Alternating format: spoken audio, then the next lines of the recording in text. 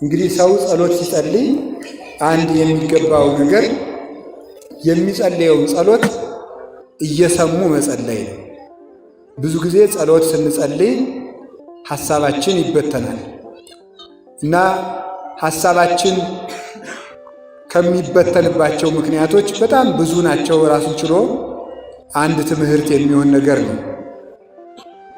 ሐሳባችን ከሚበትኑት ነገሮች አንዱ የጋኔን ፈተና ነው። ስንጸልይ ሐሳባችን የሚበትንበት ምክንያት ስንጸልይ ሐሳባችን ስለሚበተን ጸሎቱን እግዚአብሔር አይቀበለውም ብለን ጸሎት እንድናቋርጥ ነው። ሰይጣን በምድር ላይ ከሚጠላቸው የጽድቅ ሥራዎች ዋናውና ትልቁ ጸሎት ነው። ከሁሉም የጽድቅ ሥራዎች ጸሎትን ሰይጣን ይጠላል። አልቦ ግብር ዘያፈቅር ሰይጣን ከመ አሕድጎ ጸሎት፣ ሰይጣን እንደ ጸሎት ማቋረጥ አድርጎ የሚወደው ነገር የለም።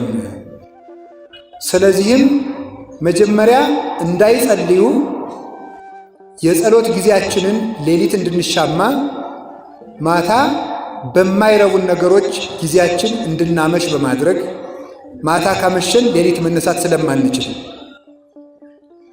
ከዚያ ባለፈ ደግሞ ጉባኤ መሃል ስልክ ቁጭ ብላችሁ የምታወሩ ሰዎች ውጡ ስለማያችሁ። አንድ ፖሊስ ፊት በፖሊስ እየተጠየቃችሁ እያለ የማታወሩትን ስልክ በንጉሠ ነገሥት በእግዚአብሔር ፊት ሆናችሁ ታወራላችሁ። በእውነት እንዴት ያለን ስርዓት አልበኛዎች እንደሆን ነግራችሁ። ደግሞ ሰው ዘወር ብላችሁ አትዩ። ራሱ የተነገረው ሰው ይወጣል፣ እናንተ ወደዚህ ዞሩ። ስለዚህ ሰይጣን እንዲያ የሚያደርግበት ምክንያት የጸሎት ጊዜያችንን አስመሽቶ ካባከነ በኋላ ሌሊት አዳክሞ ቅንድብን በማክበድ ለጸሎት እንዳንነሳ ያደርጋል። ከተነሳን ደግሞ ይትመነገን በሐሌወ ከንቱ ነገሮችን በማሰብ ልቡናን ይበትናል።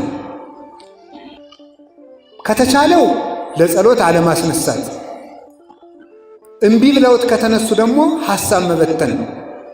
የሚበትንበት ምክንያት እንዲህ እያልኩ ብጸልይ እግዚአብሔር ይሰማኛል ወይ፣ ሐሳቤ ላልተሰበሰበበት ጸሎት ምን ያደክመኛል ብለን ጸሎት እንድናቋርጥ ነው። ኃያል ሰውን እጅ እግሩን ካላሰሩ የኃያልን ገንዘብ መውረስ እንደማይቻል ሰይጣን እኛን በጸሎት ማቋረጥ ካላሰረ የእኛን ጸጋ መግፈፍ አይቻለው። ስለዚህ ጸሎት እንድናቋርጥ ያደርግናል ማለት ነው። የተቻለው ሰው ቤቱን ዘግቶ ይጠብቃል። ቤቱ ሽፍቶች ከፍተው የገቡበት ሰው ግን የሚቀረው አንድ ነገር ነው። ሰው እንዲደርስለት መጮህ ነው። እንዳይጮህ አፉ ከታፈነ በኋላ ግን ገንዘቡን በሙሉ ሳይወድ በግዱ ያስረክባል። ለእኛ በወንበዴ የተመሰለ ሰይጣን ከጸጋ እንዳያራቁተን ጸሎት ጩኸታችን ነው። አባታችን እግዚአብሔር በእህት በወንድም በጎረቤት የተመሰሉ ቅዱሳን መላእክት፣ ቅዱሳን አበው መጥተው እንዲረዱን የሚያደርገን ጸሎት ነው። ያንን እንዳናደርግ ሐሳብን ይበትናል። ሐሳባችን ሌላው የሚበተነው ምንድን ነው? እምነት ስለሌለን ነው። እምነት ስለሌለን ስንጸልይ ሐሳባችን ይበተናል። እንዴት ነው እምነት ስለሌለን ማለት? በሕይወታችን ዙሪያ ያሉትን ችግሮች ነገ ምንድን ነው የሚሆኑ ብለን እናነሳቸዋለን። እግዚአብሔር ያውቃል፣ ከገሌ ጋር ተጣልቻለሁ፣ ምንድን ነው የምሆነው? እኔ መጨረሻዬ ምንድን ነው? የምኖረው የት ሀገር ነው? መጨረሻ የሚደመደመው በምን አይነት ሥራ ነው? ከማን ጋር ነው የምኖረው?